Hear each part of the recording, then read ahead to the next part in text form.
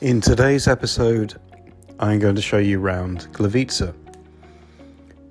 This quiet city in the south of Poland is a place of beauty, and one that has been highly recommended to me by a few people to come and visit. So, luckily this summer, I happen to be in Katowice, which is right next door. So I got the chance to take a couple of days out here because you will need, I'd say, at least 2 days to see what the city has to offer. If I had had 3 days, I could have seen even more. But I think I caught most of what there is, with beautiful architecture, wonderful history, and a great connection to nature. I really recommend Gliwice as a nice weekend travel spot. So, I hope you enjoy the video. Much to see. Dzień dobry. Welcome to A Brit in Poland. This channel has a number of missions. The main one, to create a video for every place on this list. Though I could use your help. The help could be in a number of forms. You could like my video. You could subscribe to my channel, you could follow me on Facebook or Instagram, or you could donate to my Patronite account. Thank you very much for your time. I hope you enjoy the video. Gliwice is located in the southwest of Poland, so it is a proud part of the Silesian Voivodeship, and it's about 3 hours or so away from Warsaw, with about a 30-minute train ride from Katowice. And everyone that I know that's been to Gliwice has told me what a lovely place it is, so I had to check it out.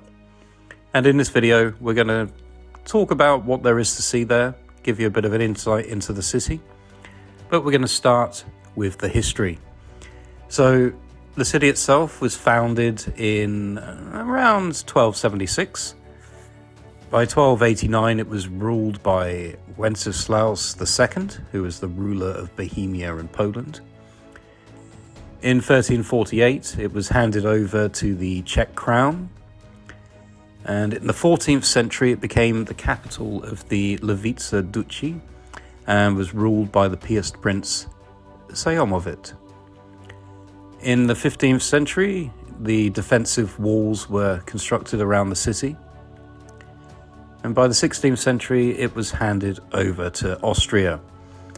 In 1601, the city was destroyed by fire. 1618 to 1648, it was besieged and conquered several times during the 30 Years' War. In the 17th and 18th century, it was a place for craftsmanship, trade, cloth making, and, importantly, beer brewing. But in 1711, there was the Second Great Fire. In 1741, it was incorporated into the Prussian state. And there was a bit of a drive for economic development here. So you had Frederick Wilhelm Reden, and he was responsible for the Royal Cast Iron Factory, and also the Kłodnica Canal was built at this time. And it was finally connected by railway in 1845, as well as being caught up in the Industrial Revolution with industrial plants such as mines, steelworks, machine and chemical plants being set up. In 1919 to 1921, it was caught up in the Silesian uprisings. And here, actually, the majority of the population was German, and they voted for Gliwice to stay part of Germany. And between 1920 and 1930, the modernization continued. An airport was built, canals, motorway to Berlin. And in 1939, we have an incident known as the Gliwice provocation. More to come on that later. In the years 1944 to 1945, there were 4 Auschwitz-Birkenau-style subcamps in Gliwice, so obviously a very grim place to be. Finally, in 1945, after the Red Army came in, it was incorporated back into Poland. And it became a place of heavy industry, though economically it was doing pretty badly. So in 1996, a special economic zone led to the investment and resulted in companies moving in. So now we'll take you around the city and show you what there is to see. It's fair to say I did a lot of walking on this trip. Here's a brief indication of the route I took over 2 days, so I think I covered most of the city. And boy, is there a lot to see. So of course I started at the train station, and you're greeted by beauty from the very beginning of this trip. So a promising start. It was a short walk from the station into the centre of the city. The old town itself is quite small, but there is a lot hidden within it.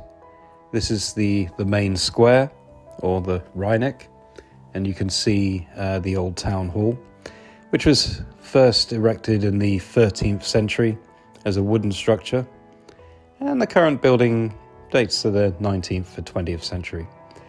The square itself has the statue of Neptune, built in 1794, and you find plenty of places to eat, to grab a quick drink, and to just sit and enjoy the sun.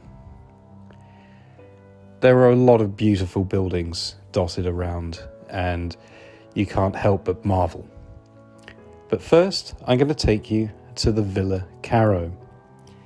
Now, this was built in 1882 to 1885 under commission of Oscar Caro, who was a Silesian industrialist. The architecture can be described as neo-Renaissance. In 1924, the top floor was added, and in 1934, the villa was granted to the Museum of Upper Silesia. So you have some wonderfully preserved interiors, so you can get a real sense of what the place was like when it was being lived in. It's a real snapshot of history, and you get a lot of these over Poland, and this was a particularly nice one, I have to say. Upstairs, bizarrely, there was this samurai armor. Didn't quite get the history on that. But what I really, really enjoyed was a special exhibition that they have going on at the moment, commemorating the works of a Polish artist, Siodmak. And he is basically like a fantasy artist. So I have to say I loved his paintings. I bought a book. The next place I went to is the Piast Castle.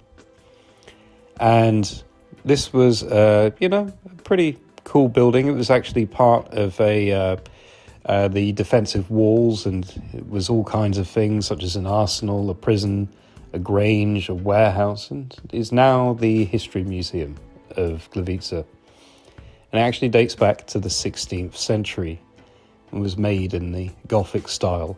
A lot of the exhibits I showed to you while I was talking about the history. So it's well worth a visit and really cheap. Here is a part of the 15th century walls that you will find dotted around the city. Amazing to see such a snapshot still in this day and age. And I have to say that Gliwice is a very green city. There was a lot of nature here, a lot of parks, and a really pretty, well looked after place. So for sure, it's a great place to come and relax and to really take in the atmosphere. Maybe the population has kind of deserted the place a little bit for the bigger cities, but as a tourist spot, it's great. But it doesn't really sell itself to tourists so much. It's just what it is. I didn't find lots of souvenir shops. The place itself was very cheap. The food was cheap, everything. Here was a random little tattoo museum, which I thought I'd better check out. I had to ring the bell to get let in, because as well as being a museum, it's actually a tattoo studio.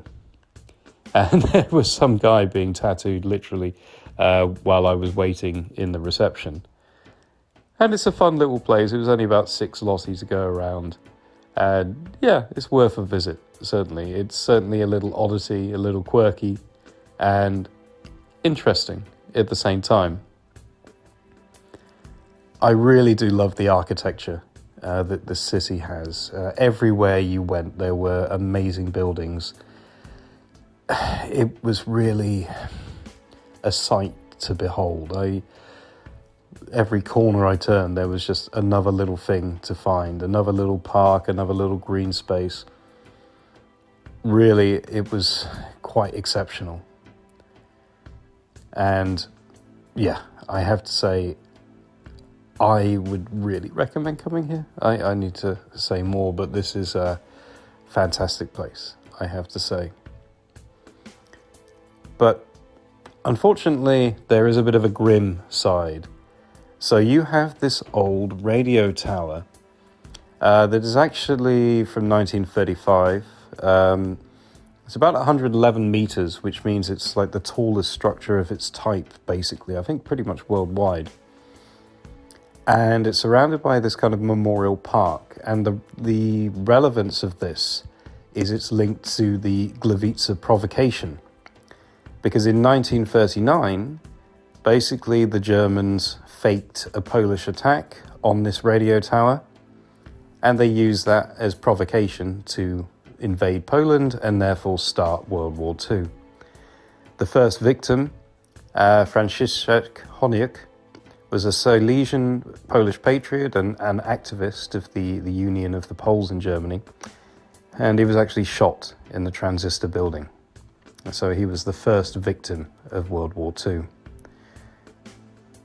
Next on my journey, I stopped at the House of Remembrance, and this is basically, it used to be like a pre-funerary Jewish structure, and is now a museum dedicated to the story of the Silesian Jews, who, of course, were very important in the history of Poland because they brought in a lot of the craft work and really helped the industry get going.